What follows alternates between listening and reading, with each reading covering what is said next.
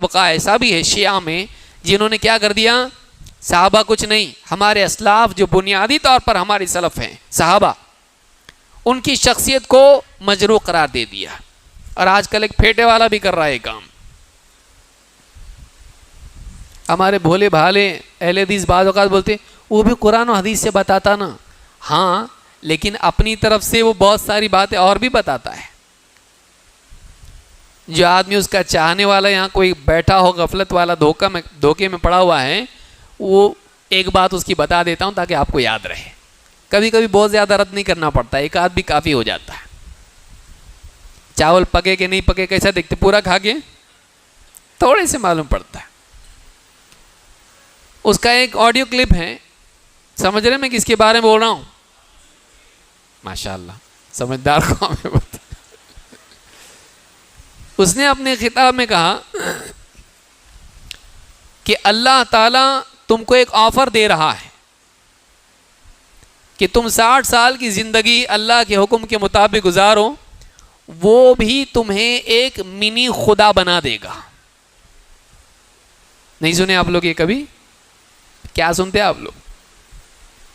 اس نے بات کہی، یہ کفر ہے، یہ کفر ہے، اور ہم کو بہت زیادہ رد کرنے کی ضرورت نہیں، اس کے گمراہ ہونے کے لیے اتنا ہی کافی ہے۔ اور 2 بار اس نے کہا، میری جیب میں ہو، کہ تمہارا رب تم کو یہ آفر دے رہا ہے کہ تم 60 سال کی زندگی اللہ کے حکم کے مطابق گزار دو، وہ تم کو کیا کرے گا، کیا بنائے گا؟ منی خدا بنا دے گا۔ جنتی منی خدا ہوں گے۔ اور اس میں سمجھایا بھی، کہا کہ دیکھو اللہ تعالیٰ کی صفات میں سے ہے کہ وہ اس کے لیے موت نہیں ہے، تو جنتی کو موت آئے گی نہیں آئے گی۔ اللہ جو چاہتا ہے کرتا ہے، جنتی بھی جو چاہے گا وہاں پر جنت میں کرے گا۔ تو اللہ تعالیٰ تم کو کیا آفر دے رہا ہے؟ 60 سال کی زندگی تم صحیح گزار دو، اللہ تم کو کیا بنا دے گا؟ نعوذ باللہ منی خدا۔ یہ نتیجہ ہوتا ہے گمراہ کا۔ کہ ایک خدا جو ساری قدرتوں کا مالک ہے اور وہ اکیلا اور یکتا ہے، بے شک وہ آپ کو یہ آفر دیتا ہے کہ صرف یہ 60 سال کی زندگی مجھے دے دو تو میں ایک منی خدا بنا دوں گا۔ جو کوالٹیز گاڈ کے پاس ہے، گاڈ کی کوالٹی کیا ہے؟ کن فیکون۔ جب کسی چیز کا ارادہ کرتا ہے وہ ہو جاتی ہے۔ تو جنت میں جنتی کیا ہوگا؟ یہی ہوگا، جب وہ ارادہ کرے گا وہی چیز کے سامنے آ جائے گی۔ اچھا، خدا کی کوالٹی اسے موت کبھی نہیں آنی، جنتی کو آئے گی۔ مسلم شریف میں حدیث ہے جنتیوں کو موت نہیں آئے گی، بوڑھے نہیں ہوں گے، 30 سال کے جوان رہیں گے، بیماری نہیں آئے گی، کوئی مشکل نہیں آئے گی، اور سب سے بڑھ کر اللہ ان سے کبھی ناراض نہیں ہوگا۔ جنت میں کوئی کام ایسا نہیں ہے جس سے اللہ ناراض ہو جائے۔ ادھر تو ٹینشن ہی رہتی ہے پتہ نہیں یہ جائز ہے یہ ناجائز ہے۔ جنت میں جو کچھ ہے سب کچھ ہی جائز ہے۔ ادھر رول یہی ہے کہ جو آپ کا دل چاہے وہ آپ کے لیے جائز ہے۔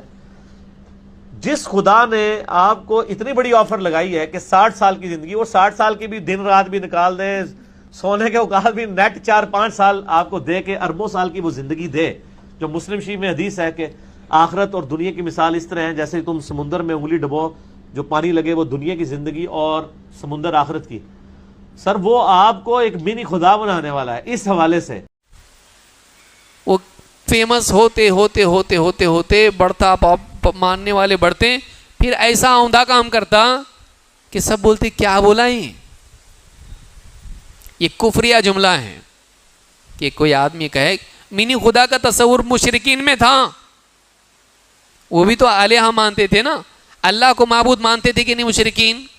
ما نعبدهم الا ليقربونا الى الله زلفا، ہم ان بتوں کی عبادت صرف اس لیے کرتے ہیں کہ ہمیں اللہ سے کیا کریں، کچھ اور قریب کریں۔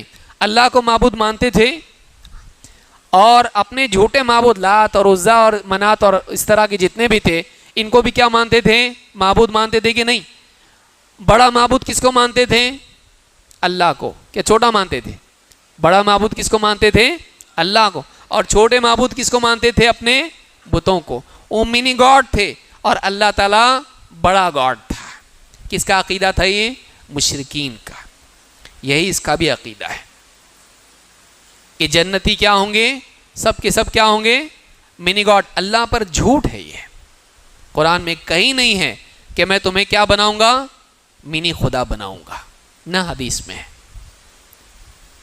تو اگر سلف کا منہج نہ ہو، قرآن و سنت کے سمجھنے میں آدمی ان کی توجیحات کا، ان کی باتوں کا، ان کے فہم کا پابند نہ ہو، آدمی اتنا بڑا بلنڈر کر سکتا ہے، اتنی بڑی غلطی کر سکتا ہے۔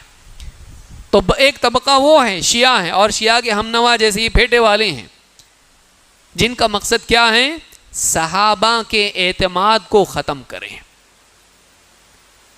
صحابہ کا اعتماد اگر ختم ہو جائے، صحابہ پر بھروسہ نہ رہے مسلمان کا، پھر کیا قرآن پہ بھروسہ کرے گا اور کیا حدیث پہ بھروسہ کرے گا؟ کیوں؟ اس لیے کہ قرآن کس نے پہنچایا؟ صحابہ نے۔ حدیث کس نے پہنچائی؟ صحابہ نے۔ اگر وہی قابل اعتماد نہیں تھے، معلوم نہیں ان میں کون منافق تھا، کوئی بولنے لگے اگر ایسا، تو ہم کیا بھروسہ کریں گے قرآن اور حدیث پر؟ تو جو لوگ گمراہ ہیں وہ یہ کرتے ہیں کہ صحابہ کا اعتماد ختم کرتے ہیں۔ سلف کے منہج کی پیروی کو لازم سمجھنے کا مطلب یہ ہے کہ ہم اپنے آپ صحابہ کو لازم پکڑ کے چلیں گے، ان کے احترام کو باقی رکھیں گے اور ان کی تعلیمات کو محفوظ رکھیں گے، نہیں تو نصوص ختم ہو جائیں گے کہ اس آیت پر کیسے عمل کیا جائے، اس حدیث پر کیسے عمل کیا جائے، اس کا مطلب ہی ختم ہو جائے۔